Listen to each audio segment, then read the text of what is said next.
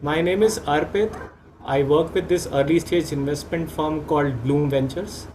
We have been investing in early stage startups for about 11 years across all different kind of sectors. I have also been looking at electric vehicles as an opportunity area. Currently, I head healthcare, logistics, mobility, and deep tech at this firm. We have had a great fortune of having been able to invest into great founders like Saurav and Pulkit on this panel. So welcome them.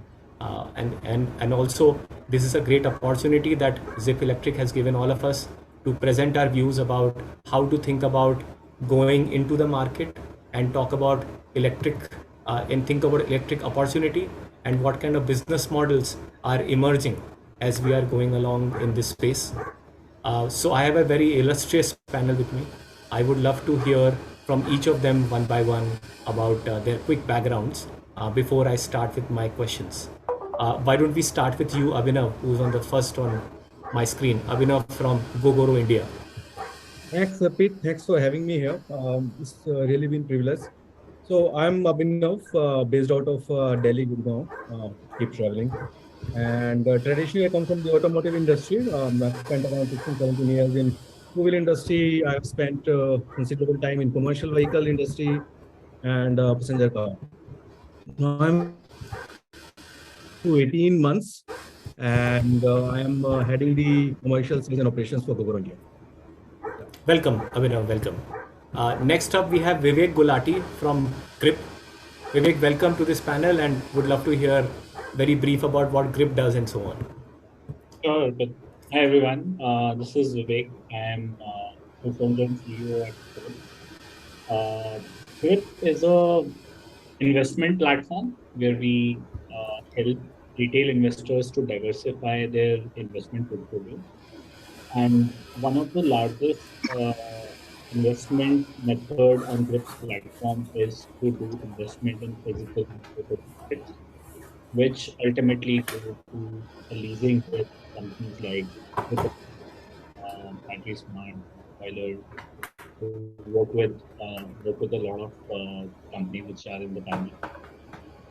So yeah, that's what we do. We are on the financing side of things. Thank you, Vivek. Rahil, would love to hear what HOP does. Hi guys, Rahil this side from Hop Liquid. I'm the co-founder. What we do is we switch the motion between mobility and Your voice is not clear, Rahil. There's a lot of echo in the room that you're sitting in. If you have a headset, please use one. Is it better now? Not really. Please continue. Yeah, so what I was talking about is we sit at the intersection between mobility and energy. So we operate battery swapping stations and also develop two-wheelers for those stations and fixed batteries as well. Right now we have a distribution pan-India, 200 exclusive dealership touchpoints, and we're expanding into motorcycle segments. So look forward to hearing thoughts from my co-panelists and sharing mine as well. Super. Thank you. Welcome, Rahil. Tushar, you want to go next? Yes, sure. Thanks guys for having me here. So I am the founder and CEO of Motorbolt Mobility. So we are an electric two-wheeler company, and we are one of the largest e-bikes, e-cycle company in the country, operating in the low-speed segment at this moment. And recently, we have also launched our e-scooters, which will be coming soon in the market. So our strategy is to be OEM with all across products in different categories, starting from low speed, high speed as well. So we have an indigenous design team. Everything is designed, made in India, and we are also making our own battery packs and going deep inside technology as well. So we are planning to make a full ecosystem for this two-wheeler segment and planning to offer a good solution to the customers going forward. Super. Welcome. Yeah. Thanks. Pulkit, you want to go next, please?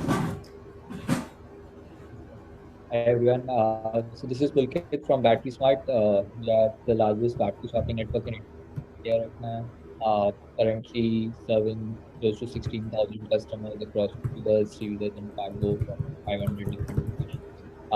Essentially trying to help India transition to EVs, especially light commercial vehicles, solving for the recurring capex problem in batteries and the downtime problem for charging, giving them a 2-minute swap and helping people afford a EV at almost half the cost. Thank you. Pritesh? Yeah, hi guys. I'm Pritesh Mahajan. I'm the founder and CEO of Revamp Moto. Most of you must have seen me on Shark Tank India Season 1, where we pitched our vehicles. And I would like to believe that we are the first company in India which is working on modular utility platforms. We are not only making just electric vehicles, but we are making electric vehicles that will help people do business or do much more than just mobility. And just like Tushar, even a lot of things we are doing in house. But again, we have designed the entire vehicles in house, and we have made the battery packs in house ourselves again, similar to Motovolt. And again, a Make in India company importing, I think, less than 5% of whatever we are using in our vehicles. So, and majorly working on empowering the society by providing sustainable and adaptive solution. That is what we are working on. Welcome, Pritesh. Saurav, please talk about Euler. Hey, hi, I'm Saurav. I'm founder and CEO of Euler Motors. We're based out of New Delhi. So Euler is building electric commercial vehicles. Last year, we have launched a 3-wheeler cargo vehicle, and we're working on other formats of vehicle as well. Over the last couple of years that we have been around, we have worked on all sorts of, I would say, full stack ecosystem. So everything from your charging stations to building vehicle, battery electronics, assembling and selling. And then also the mobility side where we also went into leasing and figuring out basically how to transition the fleet of your regular vehicles to electric mobility. So which mostly I think we'll get to talk about today. So we've spent some amount of that journey. We are on our growth path right now. We have come up with a new factory recently, so we will be scaling that up, and you will be seeing a lot of these 3-wheeler cargo vehicles on the road sooner than later. Thank you, Saurav. Okay, so with introductions aside, I want to jump in with some of my questions, and I would love if the attendees are able to put some questions in the Q&A box. You would see this at the bottom, in the middle of the bottom of the screen. So you will be able to put some questions, and we are happy to take questions alongside mine. So please feel free to ask whenever you need to. Otherwise, we will come to that in the end anyway. Okay, first question. Let me start with you, Saurav. You are doing an OEM business, and there are many people probably in the audience and also in this panel who are doing an OEM business as well. I'm not saying every business is the same. Everything could be very different. But what do you think if one were to start an electric vehicles OEM business at this point of time in 2023? How would you think? What would you advise me on how do they think about the business? What are the key success factors? What are the things to watch out for? And I'll go around the table and we'll take that feedback from everybody. Okay, I think it's a fairly, I would say, it was a bit easier question to answer it in 2018 when you didn't know a lot of the pains of building and scaling the company. Now, I think if I were to rebuild a company, I think it would definitely be a bit challenging. There are some space I think you can still build a company into. But fundamentally, before building the company, we need to think about a couple of pieces. Your product and distribution is probably the first one that we need to answer. How are you going to build a product for which your customers are going to pay you certain amount of value, and how is that product coming into the market and at what price point? So people are willing to, I mean, coming from an engineering background, we often think that best products sell. It's not true. It's a product fallacy. We ourselves in our journey, I would say that we have improved our vehicle, or every year there has been an orbit jump into what we have built and sold. So obviously thinking about a space is very much important. Like you need to have some kind of moat. So in what space you're going to build a product, then how would you build the product? Are you going to build, what are the things you will build internally? What are the things you will partner for? And what are the things you will directly buy and integrate? So that's the product answer. The other third piece that becomes is the distribution piece. After you are building something, how are you going to sell that to your customer? Like for instance, Euler built the three-wheeler cargo, and we had this conundrum problem that until unless you can sell it to customer through showroom, how are you going to scale your business? And you can only set up showroom for a product when you have a product market fit. So what we did was not to set up showroom initially, but figure out our way to reach our customers without setting up the traditional showroom methods. We sold to the e-commerce and FMCG sort of customers through the mobility sort of division. So we still get to deploy the product on ground, scale the business. And at the right time, when we achieved product market fit, we started setting up the showrooms on the ground. So figuring out product and distribution for me is the number one thing. Obviously, market becomes very important because that's at the end of the day, who is your customer, how much of your time, all of that gets answered. Moat, your own, like how are you going to solve for? So all of this is, I would say, on a very, very high level important. We can get more deeper, Arpit, into the, I mean, there are no easy answers to this thing, but fundamentally, to the first top pay product and distribution, whenever I think about anything, I think about those two things at the very, very first point. Thank you. Thank you. Next up, so very useful. I have also seen your journey, so I would agree that product and distribution are most important things. But okay, Pritesh, similar business in concept at least, maybe earlier stage and a different segment altogether. What has been your learning about what makes a business successful? Okay, great. So I would like to agree to Saurav, he said about our distribution and all. But there's one more thing that I personally believe, the team also. You need the right set of people, the right set of minds with you, whatever vision that you are willing to drive. You need the right set of people to help you build that vision, help you build that product. If you don't have that team to support you, then the entire direction of your company is going to swivel around. So that is what I have understood from our journey at Revamp. And apart from that, again, the credibility would come, and you would get that confidence from the customer.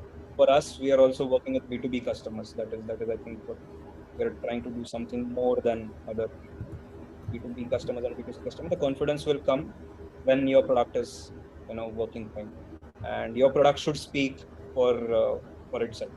You should not be like, there's a point where the pitches and the presentations and the PPTs and everything falls apart and the product starts speaking. That is where I believe a lot of companies or a lot of startups, if we are talking about building right now, they maybe fail to understand. That is where there is that fine line where the product should start speaking for itself. That is what I would. Okay, thank you, Pritesh. Very useful and on point. Continuing on the OEM piece, Tushar, would love to hear from you. How do you, what do you think, basis your experience, is the key success factor? Yeah. So in continuation to what Saurav and Pritesh mentioned, because we are in this journey for 2 years, and I want to share some critical factors which we feel were important for anyone in this EV ecosystem and the OEM space to be successful. One is, normally when we say product quality, then my product will give so much range, this life, etc., etc. So the customers who are buying it had to experience those, because the expectation is very high when they get this product. हमने EV खरीदा है, this should give this so much range, this is so much life, customer complaint, etc. So the product quality is one of the key things.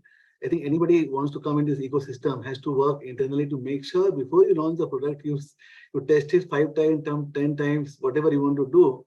So that is, product quality is number one. Number two is customer experience. The people who buy the product in EV have a lot of expectation, because a lot of now a lot of things in the market. Like anybody pays the money, he wants a customer experience is very important. They have a certain use case they want to buy for. Everybody has their own need they have to buy for, their own value proposition. So they have to be satisfied for the reason why they have bought the product. So customer experience is very, very important. So we track customer experience round the clock and we try to ensure maximum customer satisfaction. And number three, which is most important, is service. How do you respond? Because EV is such a new category, we get a lot of calls on the customers for our service. We have an online service network, which is a WhatsApp connected, video call, etc. So we have got continuous 24/7 service support. People from the road sometimes call us, this star nikal gaya, this is happening. So the awareness in the whole ecosystem is so low. So the objective of the OEM who is introducing products in the market, I believe, is to offer good customer experience, good quality, and good after-sales service. Might be product quality is not bad, but a lot of customer, their issues come up, which are smaller issues, which need to be taken care, and we have to quickly resolve this thing in the interest of getting the trust on the consumers for the EV ecosystem. I think this is important factors which every company should need to take care, and this is for the key of the success. So other to what Saurav and Pritesh just mentioned on this one. Thank you. Rahil? Yes, so very rightly mentioned by the other panelists. One thing I would like to add is to know your target audience very well. So by that I mean, if you have to start a new OEM business today, if I have to restart everything, it's very difficult and challenging in today's time. But rather, I would not look at the wide or the width, but rather the depth. So pick the niche markets where you can operate as majority stakeholder.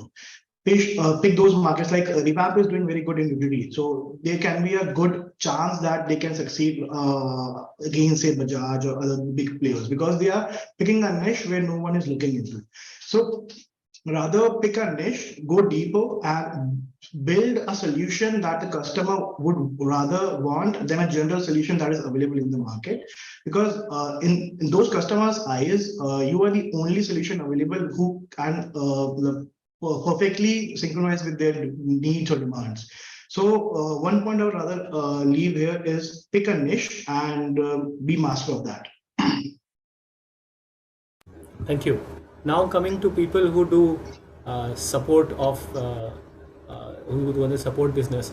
Pulkit, what is the key success factor in swapping business now that you have done this for now 4 years? I think this is more generic, but I'll try to give examples specific to swapping. I think it is very important to build in a large market, whatever that opportunity is someone is chasing, and swapping we do believe is a large one within EV, which itself is a very, very large category. Given founders are going to spend 30, 40, maybe more percentage of their life going after a problem. If it is not a large enough opportunity, it becomes difficult to continue chasing that, especially when you're going through like an accelerated aging, trying to build something which is large. So I think market size or the opportunity size is key, and swapping we do believe is extremely large as a category, given it's more of a horizontal layer on the EVs, irrespective of form factors, etc. The second biggest key, and what has worked for us, maybe in hindsight it is easy to say that, but is solving for scalability, right? If you are in a large market but not as scalable, it takes a lot more time to establish a product market fit or to showcase that this is a large opportunity in itself, which means constantly we have to solve for any challenges that limit the scalability of the proposition from spreading faster, right? And when I say scalability, I'm not saying the scale itself, but just the hindrances can be eliminated, making you more scalable. And to give you a specific example in for specifics, is that we chose not to be a manufacturer, while most of the swapping attempts across the world are by someone who are either battery manufacturers, charging manufacturer, or maybe OEM, a two-wheeler manufacturer, for example. We chose that only to, and it has both advantages and disadvantages in itself, but it worked well for us, giving us more capital efficiency in terms of scaling the business.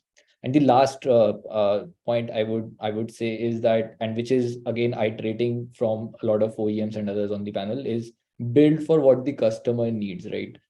It is very easy to digress in terms of opportunity as well as attractiveness of building something which might appeal to, say, the mass media or to the capital markets. But what eventually will prove to be a successful input to the business is going to be the money that your customer pays for, right? You can do the same thing at 10x more cost, and the customer might not pay a single dime for that extra fanfare, but it becomes very important to hear and realize what the customer is paying for and what is he seeking, right? And long term, at least fundamentally, we believe that differentiates from show and do, right? So the say do ratio improves if you're doing what the customer is asking for rather than doing it to show what would look attractive. Super. Thank you. Coming to Vivek, what has been your experience about building a business in financing of EVs? You're on mute, Vivek. I think most of the generic things are already covered by folks here. But, in financing specifically, you cannot find a moat in the business, right? In the product, because financing is, it's been happening since ages, and people are funding in different capacities and different form. The success of the business lies in the depth, how much depth you can service, and you find how many partners you can work with, grow with, how can you deal with them at the different stages they are in. Like taking an example of Zip or Battery Smart, we started with them like 2.5 years ago, when we were very small and we were building the business together. And if you look at today, our transaction size, our return on investments looks very, very different from where they started. So I think it depends upon how you're able to build, yourself, or change yourself to build for scale. Plus, I think the moat comes with the kind of experience you are able to provide to your partner as well as your investors slash users. So I think that's the moat for a financing business, as long as our business is concerned. Sorry. Thank you, Vivek. Coming back, not last but not the least, Abhinav, you have been looking at this from outside, and Gogo has a lot of success coming from Taiwan. Would love to hear from you, maybe a commentary across the ecosystem about what do you think is helping companies win across various different business models. Well, great question, Arpit. I believe the winning moat is exactly the same which the panelists have just said. I think the user experience, matters a lot when it comes to either the product quality or when you approach any customer or a consumer, right? And even the entire life cycle management. That has helped us a lot, and that worked us very well in the Taiwan as well. Whether even for the smallest details of the user experience across the value chain helped us a lot. So this really helped to as a winning strategy. Second is whether you act as an OEM or as a battery swapping operator, operational efficiency really matters a lot. And then once you achieve the operational efficiency, you pass on those benefits to the consumer.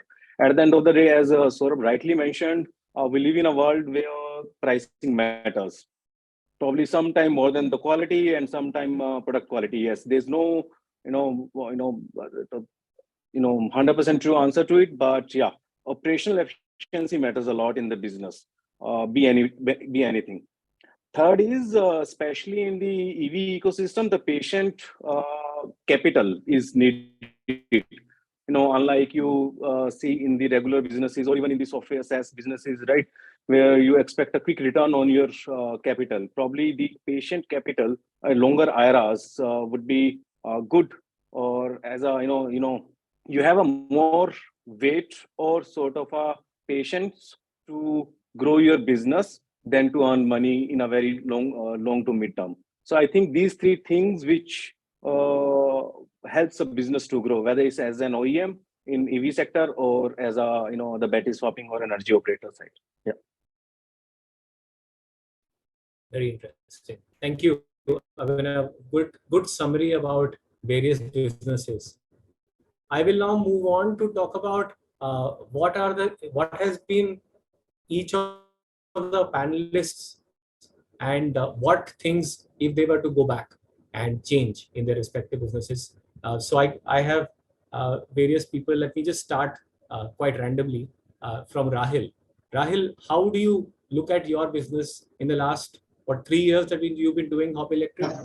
What would you change if you were to restart this at this point? Just make it very Yeah, quick. so yes, so the same thing I answered earlier. We actually went out and started everything. So we started battery swapping, we started OEM, we started energy as a service, vehicle as a service.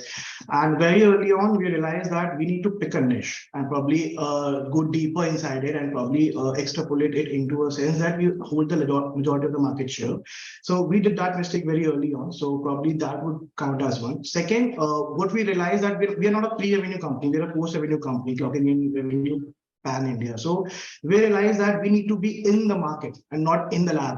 And that has been a major push to improve the product life cycle, to improve, say, the service network of it, because we don't realize that service is an integral part of automotive chain until and unless we get our face burned by the customers. So we realized service is an integral part. We solve for that. We realized distribution is a very integral part. We solve for that. Financing is a very integral part of selling the electric vehicles in India. We solve for that.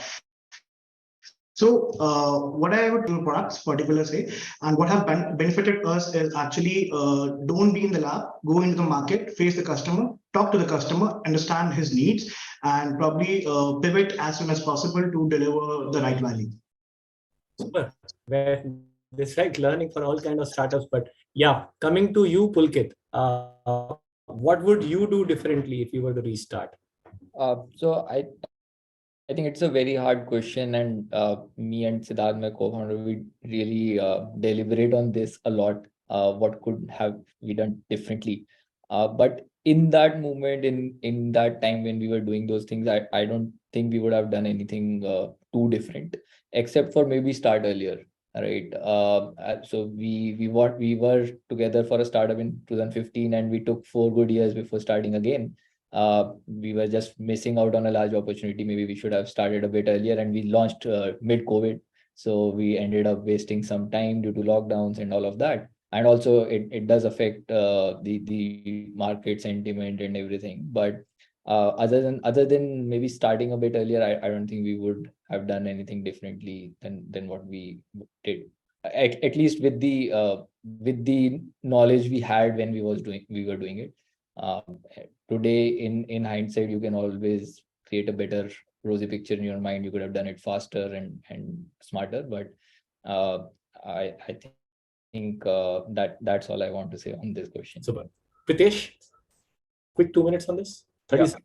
So I would like to agree to what Pulkit and Rahil both said, actually. So initially in COVID, so I quit my previous job, and then I had a lot of time to do. So I tried on, I would say, 3 different products before getting into EVs, and that is where I think I lost good amount of time. But had I started earlier, I would have, we would have been in market earlier right now.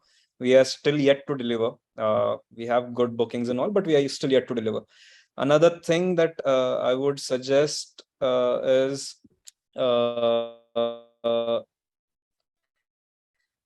stick to, we need to set up pivot for ourselves in a company. Stick to the core and stick to your product. Because what happened is when we started reaching to B2B customers, they had a lot of requirements, a lot of customizations that were required. which unnecessarily pushed our our basic product farther than the launch. Basically, if had we been just focused on what we want to launch first and then cater to all the requirements, that would have helped us get into the market earlier. And I think that is what I would have done earlier. Very interesting. Thank you. Tushar, coming to you, quickly tell us what would be your learnings and think that you would have done different. So first learning, what we for last almost 2-3 years we entered this market. So the first thing is what we realized late, that in India, both not only online, we have to have presence on the ground to make people touch and feel the product to sell, rather than just an online distribution channel. So initially we had online channel we were selling okay, but we realized that people need to really feel the experience, the EV itself, to make it successful. So we started launching distribution. We have distributed around 100 touch points now. So which is really giving success in terms of how we sell. So A is distribution would have been better from where you started. B is the speed of execution could have been better.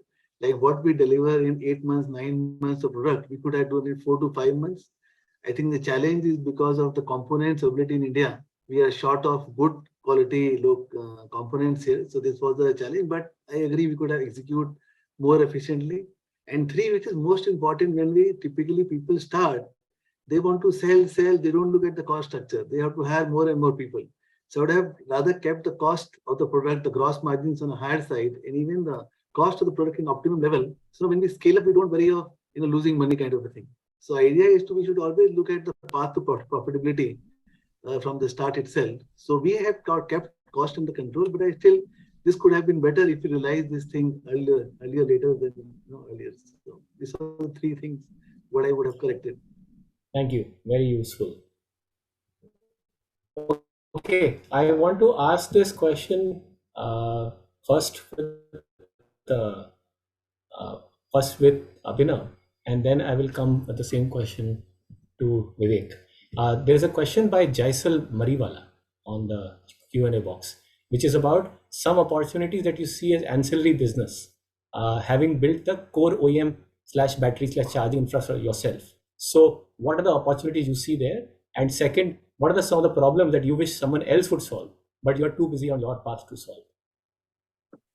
Well, Arpit, when I see the market through the history, right, there is a number of cases or examples where there is a vertical integration when you start from the component side and you make the vehicle complete, or the complete you can say like as an OEM, whether it's automotive or it's appliance, anything. I don't see any issue. In fact, this gives an opportunity to understand the supply chain better. If you know the what goes into your product well, product outcome is going to be great. So I believe this is one of the good strategy. If you have a very good view and visibility over the supply chain, you can make a great product as well. But ultimately, the caveat is you should know your customers really well. If it is you are earlier into, let's say, making child parts of the vehicle and you are not interacting directly to the customers or consumers, you as an OEM, you might need to interact. You need to understand their nerve as well. The whole set of different sort of experience interacting with end consumers. So yes, there is ample scope and a winning successful strategy there. Now the problem which could have been solved by others is you need to find your niche, right? For example, for us in Gogoro, making cells is not our cup of tea, right? And we leave it to others. Though we are a vertical integrated company, we make our own battery packs, powertrain components, stations in the vehicles as well, but cells is not our cup of tea. So we leave it to the experts. So I believe there are certain problems which we find that it's not our niche, and we won't be able to add much value, or at least 10x more value. So that's my take on it. Thank you. Coming to you, Vivek, how would you think about various parts of the ecosystem? Sure. Maybe I'll pick the second question first, and I think the first question was about the ecosystem. So I think the ecosystem is very broad. It covers everything from the battery packs, powertrain components, stations in the vehicles as well. But cells is not our cup of tea. So we leave it to the experts. So I believe there are certain problems which we find that it's not our niche, and we won't be able to add much value, or at least 10x more value. So that's my take on it. Thank you. Coming to you, Vivek, how would you give you my true sense on, and from a EV perspective, my true sense on what could have been those problems which we think somebody else can build, and we are too busy to build it right now. I think one of the largest opportunities which I saw in the Indian EV market is a making of second-hand vehicle market.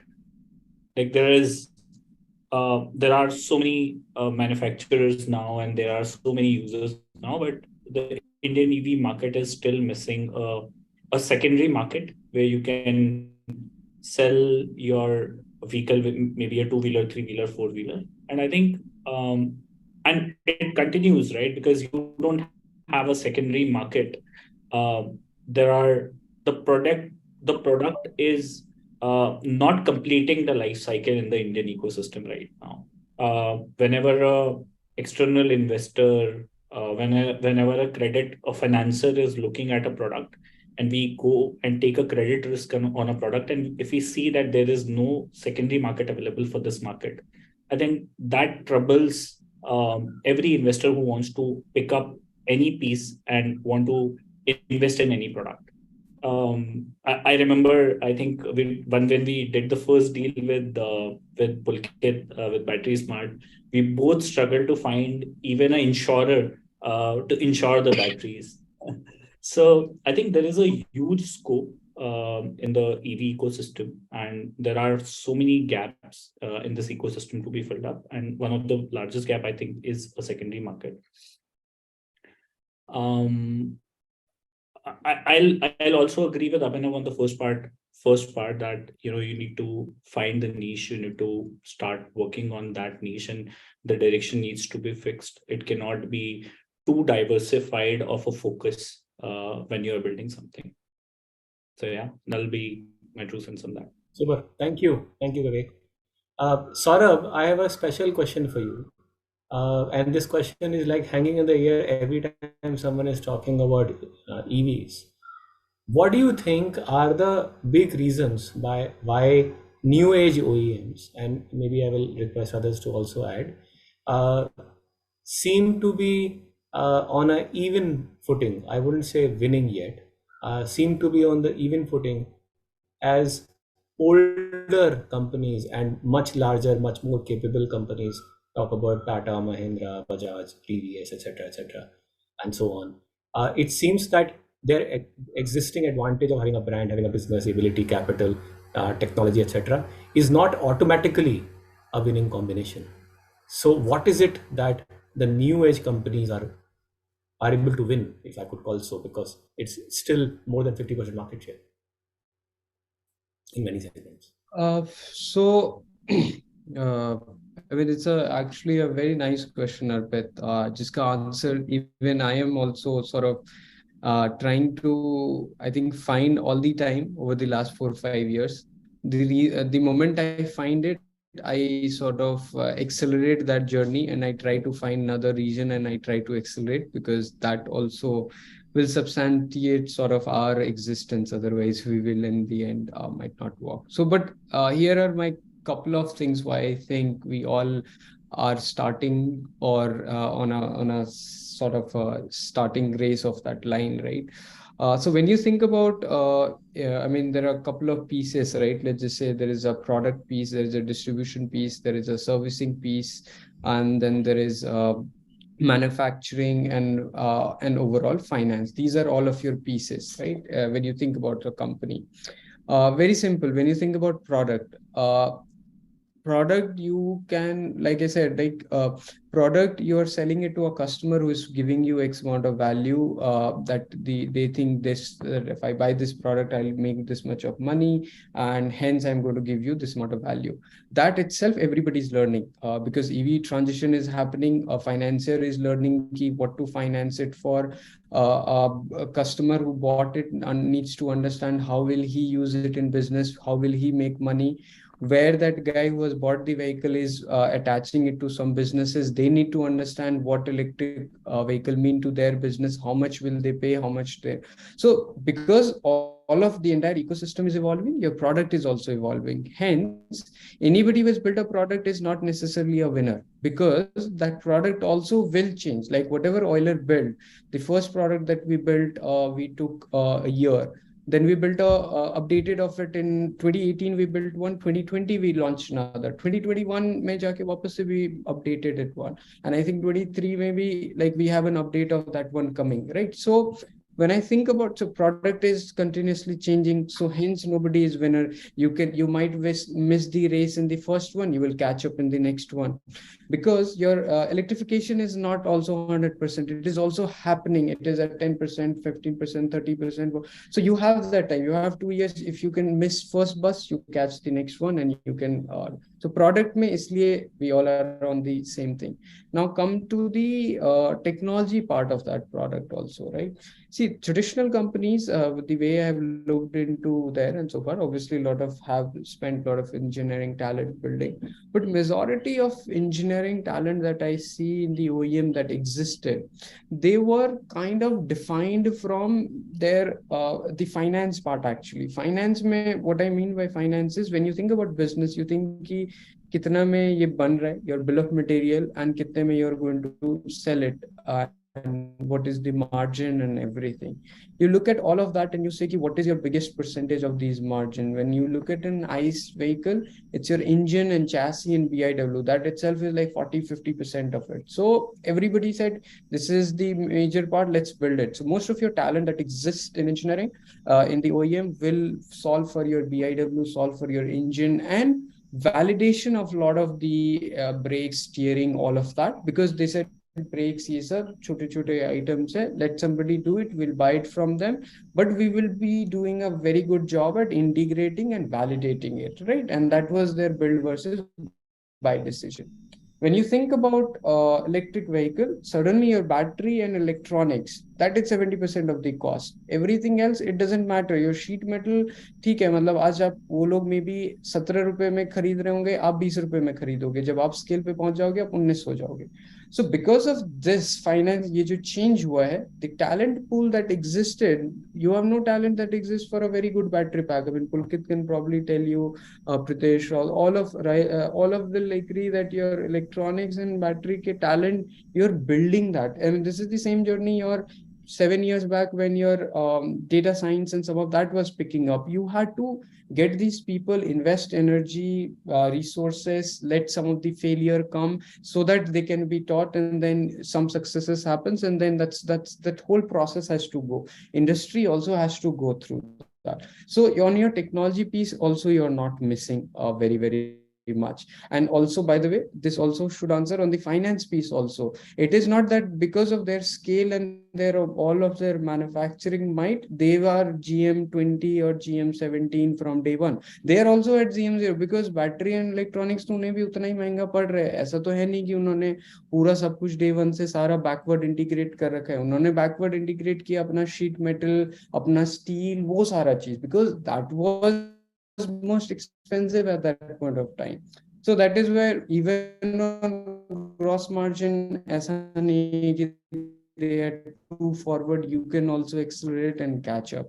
Now coming to your manufacturers, right? जो मैं अब बनाओ scale पे और बेचो scale पे और कुछ पैसा कमाओ. That is your fundamental of all of the business.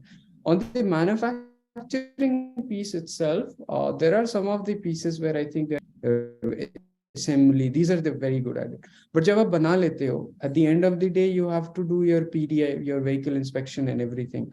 They have people who can inspect a piece of metal or a piece of wire. They will say कि हाँ इतना length होना चाहिए, ये rigidity होनी चाहिए, ये weld strength होना चाहिए, ये.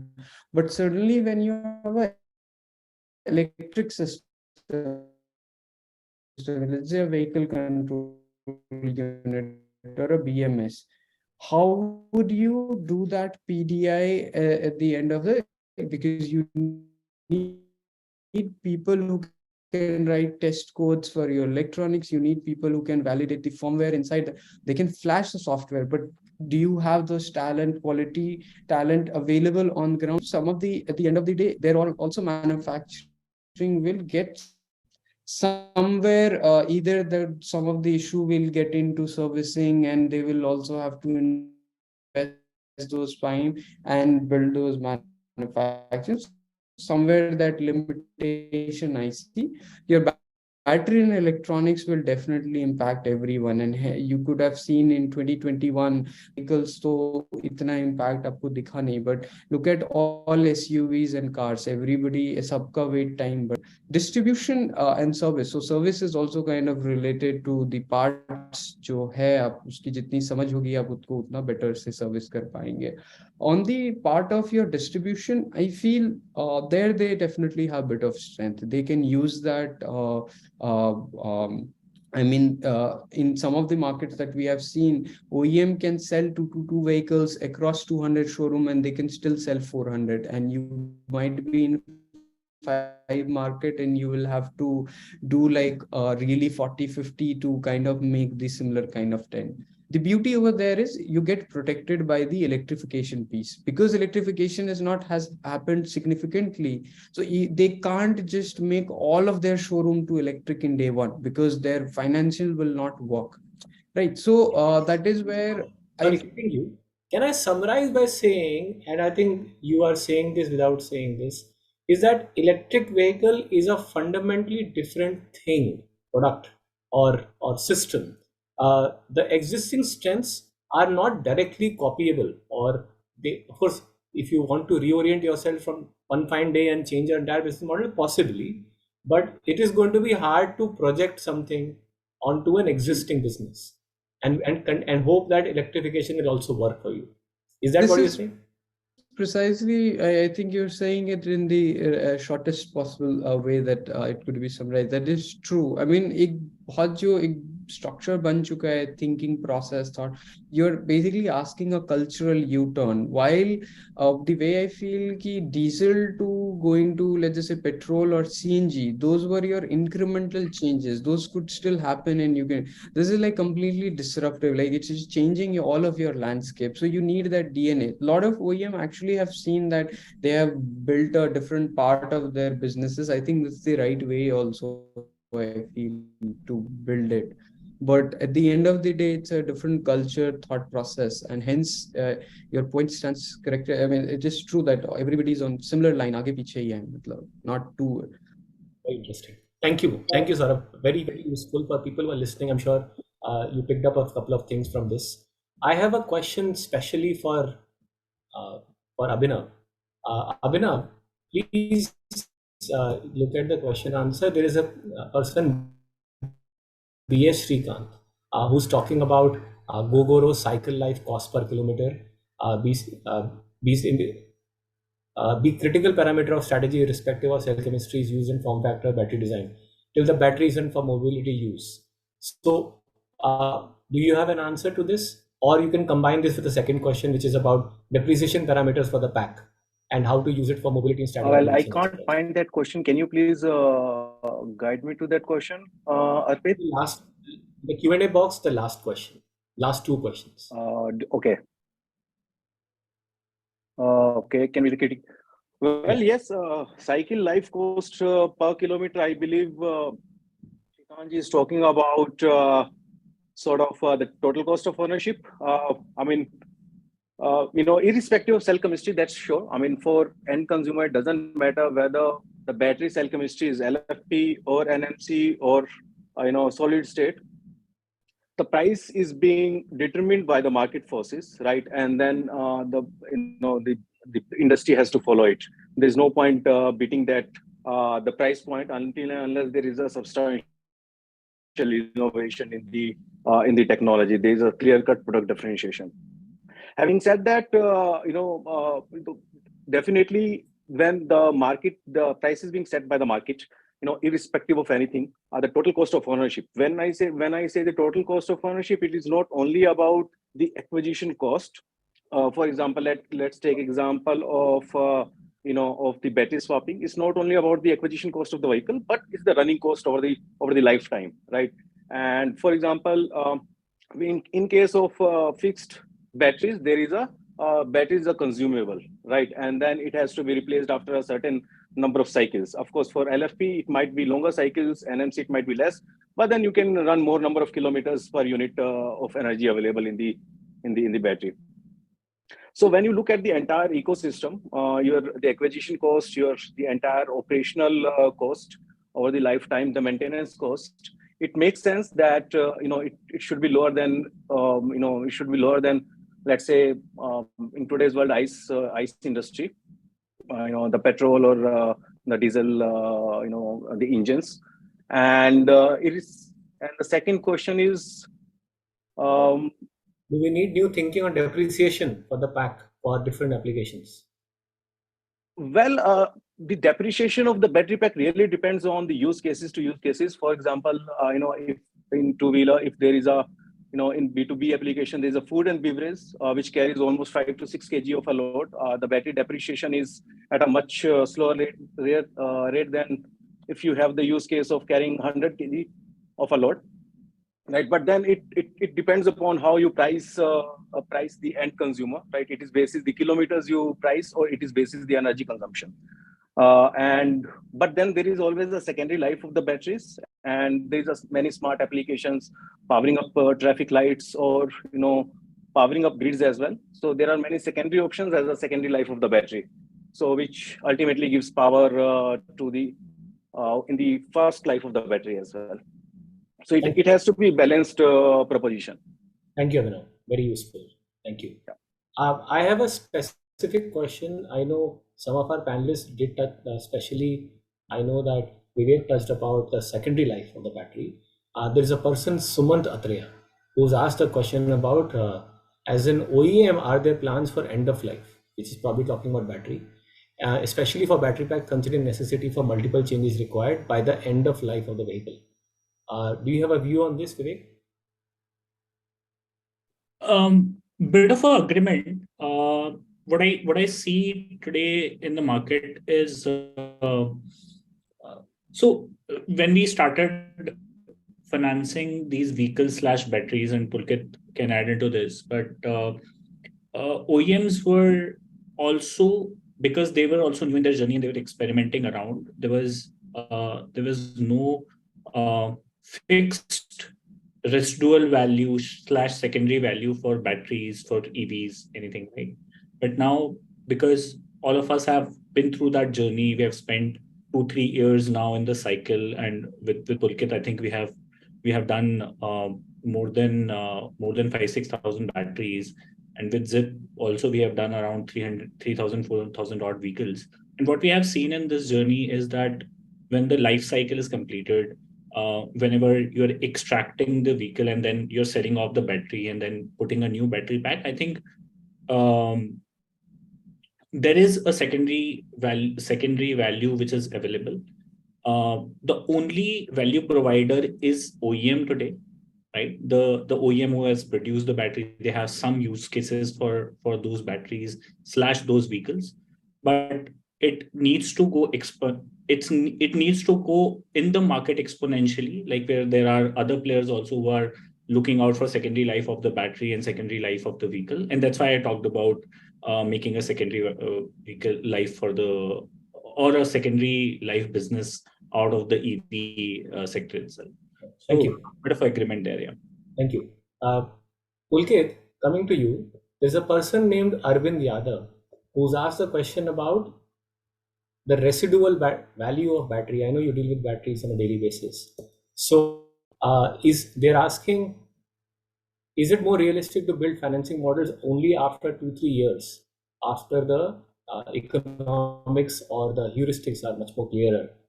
I'm assuming the question is, if one were to build it today, what would you do?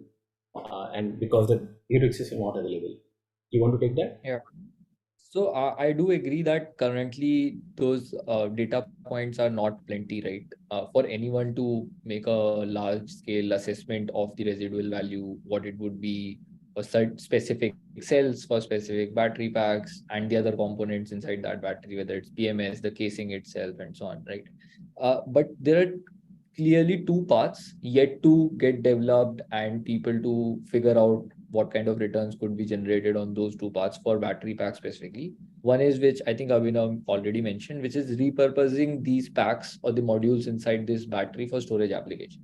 Those storage applications can be of various kinds, from small scale, say traffic lights or ATM machines. India still 98% of ATM machines use lead acid, by the way, right? So that's a good opportunity. To mid-scale, say mobile towers, right? They're looking to move to lithium ion now. A lot of them are still on lead acid. To large scale like solar, grid balancing, and so on, where NMC might be at a disadvantage than LFP and so on. There's certain nuances to it, but still there's a possibility of deploying battery packs there. Because this has not happened at a large scale today, so it is very difficult to ascertain what that value would be. What would be a usable life in that second life application itself, right? Let's say we do repurpose the batteries used in swapping for 4 years, and let's say they are at 70% state of health. What kind of storage application life cycles will they see to deteriorate to say 40 or 35% when they have to be replaced from there as well? Is it 1 year? Is it 3 years? And that will define what that salvage value should be, right? And then the other path, which is not repurposing, is recycling, right? Which exists today primarily on the back of phone and laptop batteries and so on. But that is an industry. Those values are low, but readily available in terms of what is that recycling value per kilowatt hour or per kg that you can get from these companies. And the pricing can change with volumes, because the biggest cost for that industry is collection itself. They have to go to like tier 2, tier 3, multiple aggregators and get small volumes. You can, as a single source, provide large volumes, cut down the collection cost, and also add that to the recycling margin, right? And that could be shared. I think those two paths exist. I don't have a deterministic answer on what that value would be. And I think lenders are also not very sure. And that is one of the reasons for lesser underwriting or costlier underwriting in this sector right now. And most of the financiers are willing to put a zero value to the salvage today and then underwrite the asset. As and when it gets demonstrated, I think those values would be back, but it does not change anything for anyone, because even if there's zero value in the eyes of a lender, you have actually paid off everything. It's a cash flow problem in that sense, right? You still have that value with you to realize at the end of life. Yeah, you even if you have paid for it, but you have some value at the end of life, you can fair enough. Adding it to that, Arpit, if you look at Pulkit's answer, I think the credit risk is today telling us to not take a residual value risk, right? And that's why if you look at the market, there are more debts than operating lease. Versus if you compare it with a ICE vehicle, a four-wheeler, a bus, a truck, there are companies, there are people who are ready to take a operating lease risk on those vehicles rather than electric vehicle system. Okay, perfect. I have a question directly to Pritesh. Pritesh, the question is from Utkarsh Vajpayee, who's asking, what are the major points one should keep in mind while building a team? And what are the necessary steps one should need to take in case of sudden attrition/breakdown? Okay. So I think this will be more of a philosophy type of question, because there's no straight answer to it. But to be honest, as a founder, I never asked for someone's background or someone's mark sheets or anything. That did not matter. What he had as an experience, that mattered. What he is good at, that person, that mattered. And how much passion they're sharing with you and how much they are in line with your vision, that is what mattered. To build a strong team, that is what we have done at Revamp. That is what we still try to do at Revamp. We try to see where we fit, where that person fits in the company, in the team, and not only specifically from the knowledge perspective, but also from the perspective of a team player. That is what would take a team forward and would take a team farther than other teams. Second is the tactic of, I would say, handling conflicts, basically. because that is I believe that is the one of the more crucial part of every founder here. That being founders, we are more like HR guys. Basically, we have to ensure that when there are two smart people in the room, you have to ensure that they work together, and that is your whole job as a founder. Apart from that, definitely like focusing on the business and planning how to scale up the business, that is definitely there. But on a day-to-day basis, this is a task. And to talk about attritions, I would say someone mentioned about the point of a part to profitability from the start. I think it was Tushar, I'm not sure. But that path should be clear, because whenever when a startup is raising funds, they need to understand how much they have in their bank, and then as per that they have to they don't need to buy it bigger that they can chew, basically. And then they will have to also plan out the run rate, basically, just so that you can build a team of 100 people, but when you don't have the funds to support that, it will all come crashing down. So that is, I think, finances play a big role. And I believe where I would say startups which don't have a clarity on where the business is going to go, where they fail majorly, is they focus on running the company only based on fundings. So they they kind of become like a funding driven company than a revenue driven company. And I believe that is where this would set apart a successful startup versus a failed startup. If companies don't rely, or startup don't realize that they need to shift from a point where fundings would not run the company, but the revenue and the business would run. Just like Rahil rightly said earlier, that we need to be on ground instead of being in the lab. When you actually get on ground, that is where that the issues like attritions and everything can be taken care of. I understand what you're saying, Pritesh, and fair points about being able to build profitably and having alignment. At the same time, sometimes things don't work out according to plan, which happens very often in startups. So yeah, some things, but you rightly said, handling conflict is a very important part of being an entrepreneur. So absolutely fair. I want to ask a question to Rahil and also to Tushar. First to Rahil about subsidy and broadly policy. All of you on this panel have been recipients and beneficiaries of some kind of positive policy intervention, whether that happened many years back or is happening right now through FAME and so on. Do you think broadly government policy has been on point? Of course, we can keep asking more. We can keep asking arms and legs from government. But are they so far been a positive, created positive atmosphere? Would you agree? Would you agree that policy has been playing a positive factor in electrification of India? And if so, would love to hear examples and maybe from your experience. There's a particular question about three-wheeler and four-wheeler cargo segments needing KWH level incentives like two-wheelers and e-bus.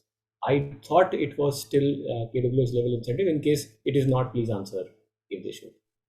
Rahil, go first, please.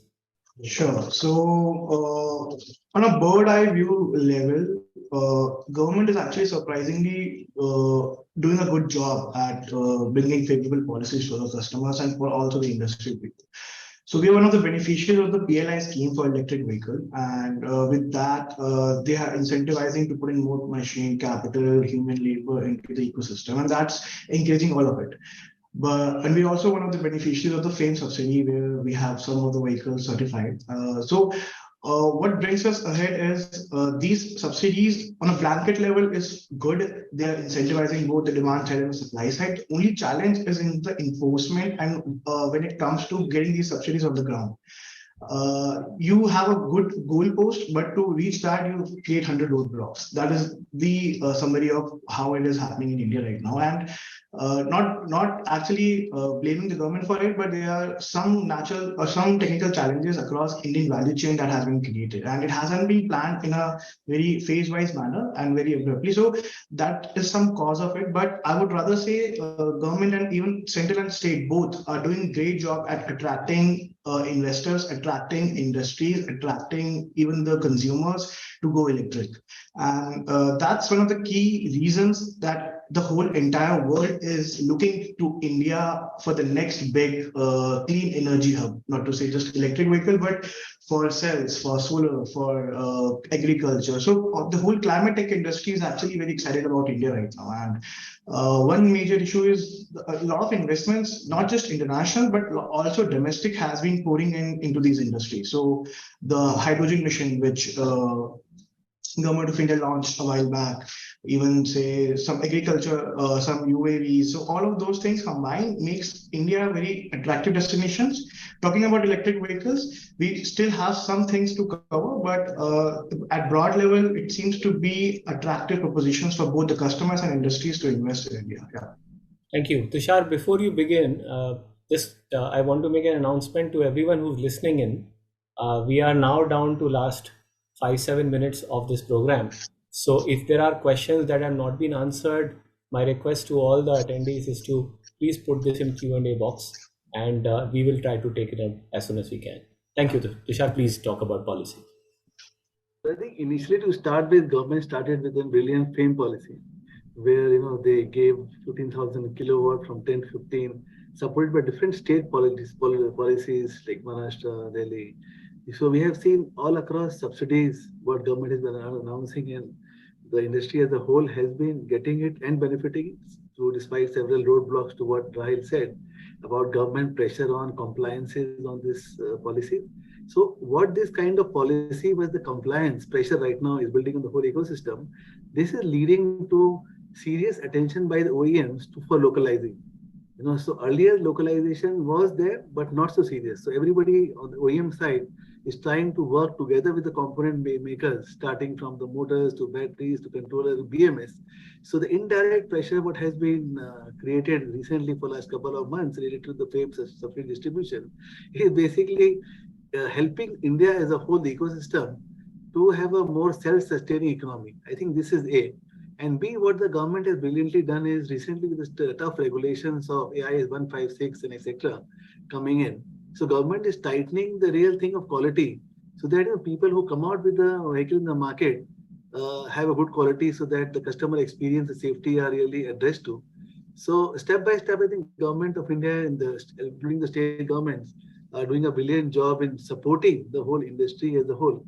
And let us see the biggest challenge what we see down the line when the start government trimming these policies to reducing the FAME subsidies. So I think by the time they trim, sufficient localization take place, and if we are all lucky that some cell manufacturing also starts coming in India, so the whole complete ecosystem is built up. So I think this is a very interesting moment, and we all as the OEM should try to more and more work together with the component companies and the startups in India who have a lot of good talent there to develop our own ecosystem and so take the benefit of this. So policies. So what to my summary is that policy are benefiting with some kind of a government pressure around. So we all have to live with this, and we have to build a large ecosystem to have a EV industry benefit as a large.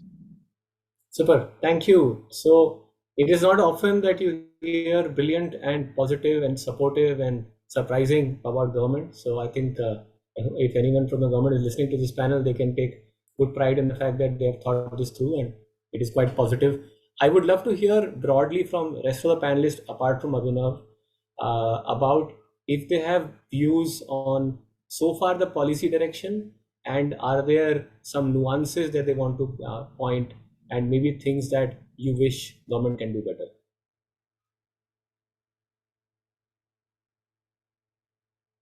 Saurav, you want to start? Sorry, on the government piece, how they can do better? Yeah. Anything that you wish could be better? I think continuation of FAME. I think everybody has been talking about some of that.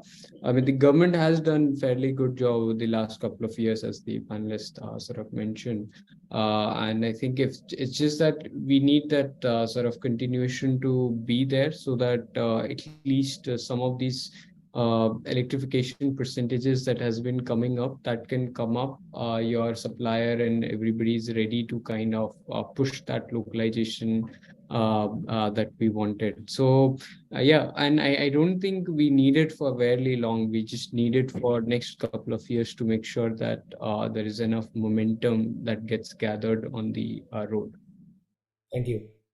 Vivek, you have a view on policy? I know your sector is the most regulated sector.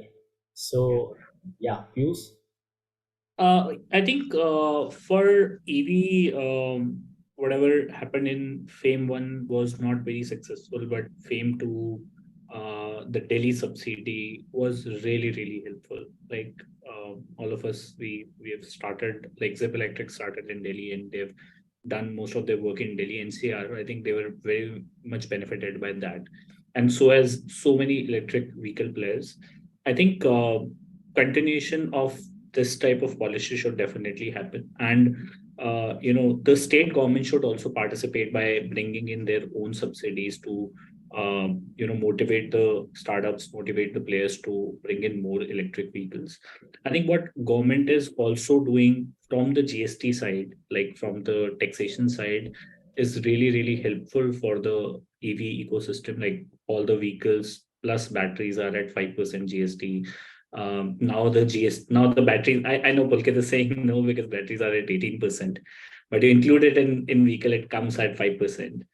And now they're thinking about reducing the GST on batteries. So I think overall things are in a very good direction. I think they have now also reduced the taxes on the EV manufacturing raw material, which I think is also gonna boost up few things for the OEM. So I think overall very, very positive on the policy side, and that helps financiers like us to take more robust decisions in the EV sector. No suggestions or wild asks? Zero कर दो GST को यार. Yes, of course. I think we all are happy with what has been done till now. I would definitely like to see more states participating in giving subsidies for the EV vehicle boost up. Super. Pulkit, you have a view, you've been engaging with some policy matters.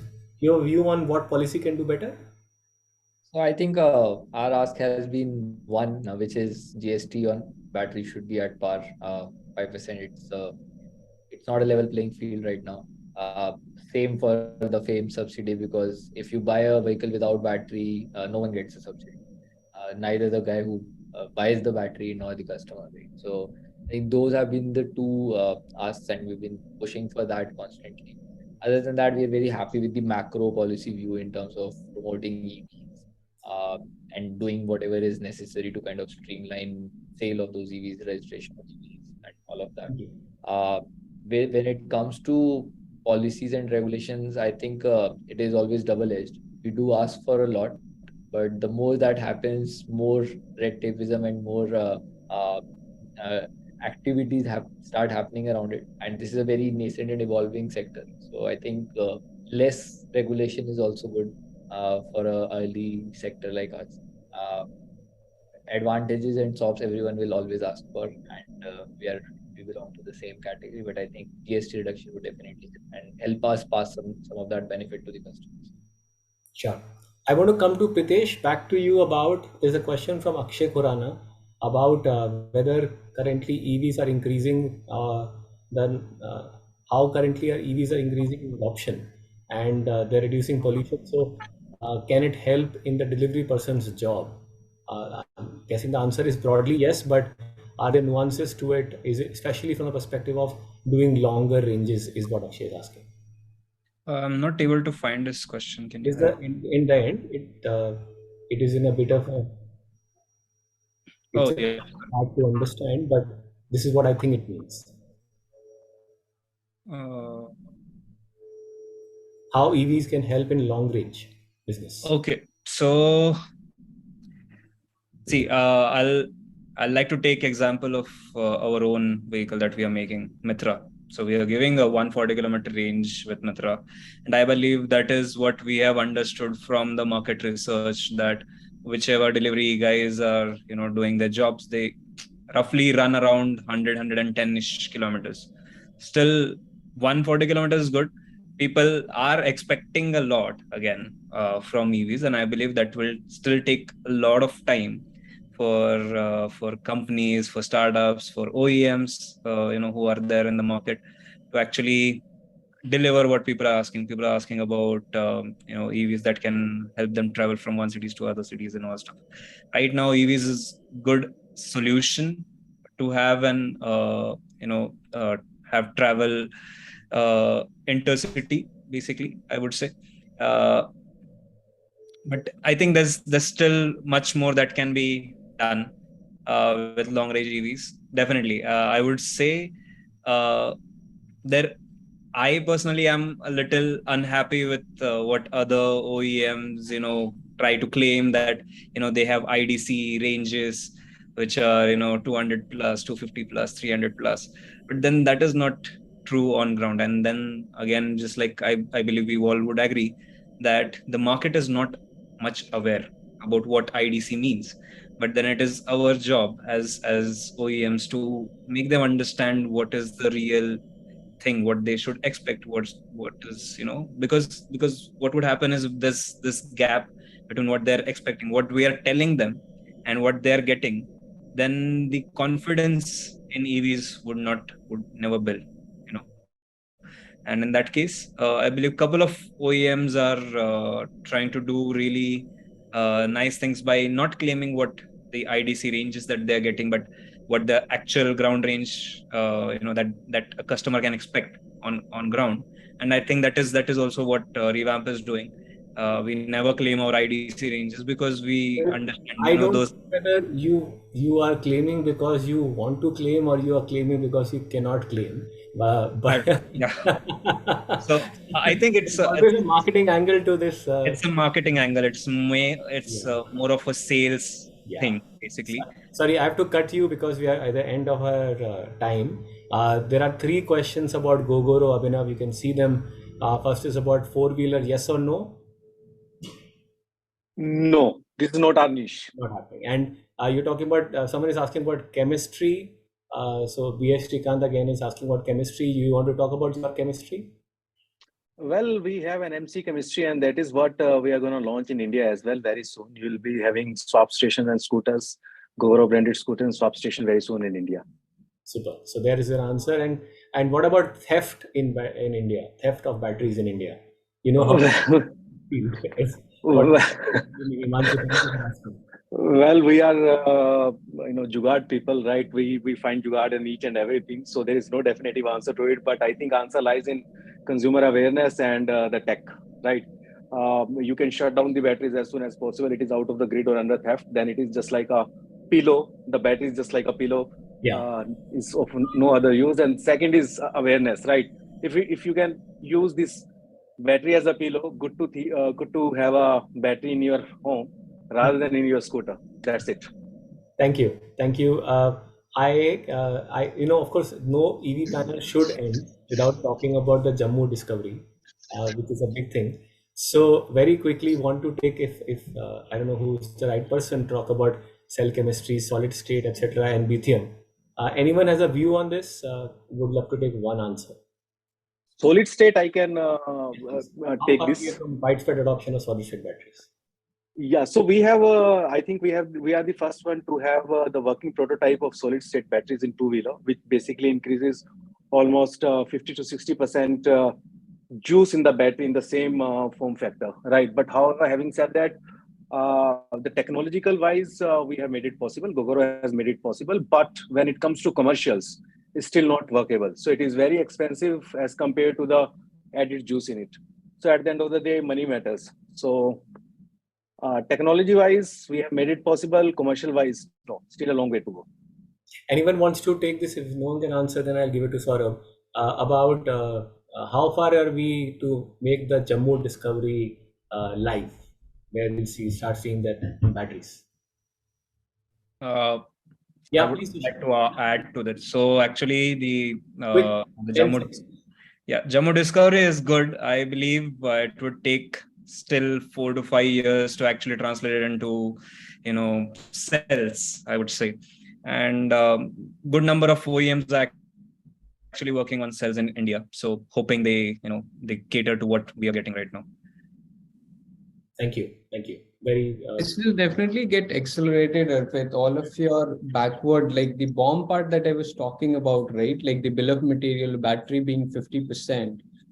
So this conversation, what you will get is after like first somebody will get allocated the rights for mining, then they will mine it, and then the raw material comes out, right? But in this process, the conversation of backward manufacturing on the lithium ion cell will get accelerated in India. Because even after you get the raw material, you need to, let's just say you mine it, you need to extract lithium out of it. Then once you have lithium, then you need to make active cathode, you need to get anode, you need to think about building some of these, whether LFP or MC. So you will start thinking about some of these implementations of it happening. Till the time lithium gets mined in India, is it possible to, let's just say, build, take active materials and graphites and other thing, and can we manufacture cell, at least get those part right, and whenever the lithium starts coming, then there's a further price point drop. So a lot of these conversation will definitely gets accelerated. So whether you find too much of it or jitna hai, all of it, whether you do it, get it in 3 years, 4 years, what it will do is it will accelerate your transition in one way or other. There are going to be players thinking about utilizing this lithium and start making the lithium ion cells. And that will help overall bring down the cost of the battery. It will take away your major sort of the difference that you have in upfront cost of the vehicle between ICE and EV. So that is the biggest, I would say, positive. A lot of conversation will go forward. Sorry, what I hear you saying is, even if the actual mining and refining would take 5 years, basis the availability of it and more data being available from that place, the impact on the ecosystem may start happening in next 1-2 years. As well, because people are now building for that eventuality. Because let's see, there are some of the players that has let's just say in Tata's with their Nexons. I've seen some of the two-wheelers, and we see our demands going very, very up, right? So there would be some of these players will start thinking about making the cells, maybe cater to us, maybe some of the other player. Some of that conversation will get accelerated, and by the time your cells and all of these metals gets available, your backward manufacturing will go one step further back. Sure. Thank you. Quickly, I know we are out of time, so I will just wrap this up in next 2 minutes. 15 seconds to you, Rahil, about Gagan Saxena's question about is 60-volt battery coming into BAS ecosystem? I think so, yes. I think so. 48, 60 volts are interoperable, and they're probably under the safe human limits. So for BAS ecosystem, I think 60 volt can make sense, similar to what 48 volt system have been. So yes. Thank you. Tushar, again 15 seconds. Shravan Shetty's question about density of charging infrastructure in urban centers. And secondly, is it possible to solve long haul using EVs?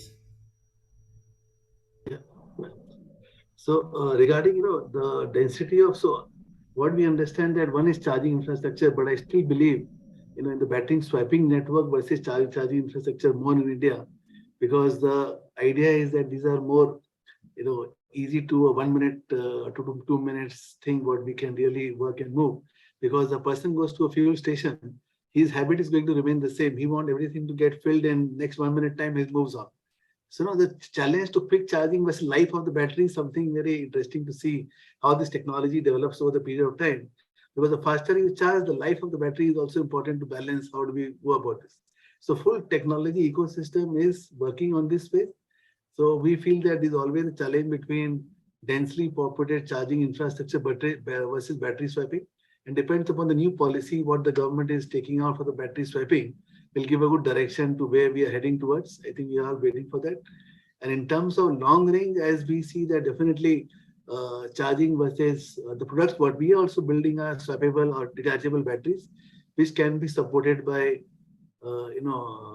either charge at home, charge at the place where you work, or battery swap, etc. So we still believe, as OEM, I still strongly believe that if the government policy on the battery swapping is really favorable, so this industry is going to move in that direction. But it's a big question, still unanswered, but I would like to favor on that particular ground, and we'll see how it goes. Thank you. On that note, thank you, Tushar, for all the right answers. I want to thank all our panelists here, Pritesh, Saurav, Rahil, Pulkit, Vivek, Abhinav, and Tushar, for being with us for an extended session. I'm hoping everyone who listened to us today took something back from this panel and had a couple of interesting insights that they can build their business around. On behalf of Zip and all the supporting partners, thank you all for listening to us. Take care.